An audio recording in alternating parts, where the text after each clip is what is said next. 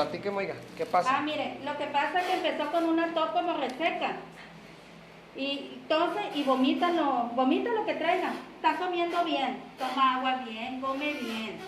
Lo que pasa es que empezó con esa tos. La tos tiene, ¿hace cuánto? ¿Una Ayer en la semana? tarde ¿Va empezando? Sí, va empezando. ¿Agarra la cabeza?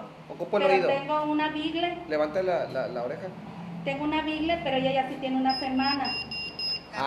Ok. Yo digo que ella se lo pasó. Se lo pasó. Ella pesa como 20 o 25 kilos, está gordita la bigle, es de esas orejoncitas. ¿Pero no está panzona? No, tuvo perritos en enero, ya los dejó de amamantar, ya no tiene ni uno en casa. Bien. Y él empezó ayer, entonces le digo a mi esposa, vamos a llevarlo a él. Le voy a mandar tratamiento a los dos. Sí, a los dos, eso Sí. es lo que quería. ¿Se anima usted a inyectarlo? Sí, yo sí. Qué bueno, qué bueno.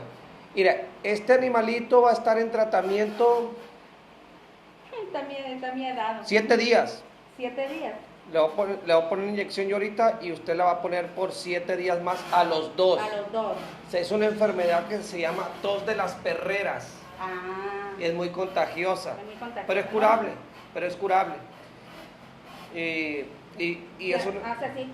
Sí, Como dice mi mamá, de ser el cambio de clima, del calor, del frío al calor. sí, es muy común, sí. Y hacen, Puede y tener vomitan, razón. Puede vomitan tener lo que traigan. Sí, Vomitan. pero andan normal, Sí, comen. andan normal, no están tristes los dos. Sí. Y comen bien, están comiendo dog chow, le remojan la croqueta porque la perra sabe que se le cayeron los dientes, le quedan los puros colmillos. ¿A poco ya está grande? Pues va a cumplir ahora en agosto como 5 años la bigle. 5 años. Y él ahora en febrero. ¿Y qué cumplió come? 2. Come croquetas y come comida casera de vez en cuando. Pero sí, o sea, se le cayeron los Se dientes. le cayeron los dientes ni nos dimos cuenta, tiene los colmillitos nada más. Eso no es normal, ¿eh? Entonces le remojamos la Tuvo un croqueta. problema dental ese animal.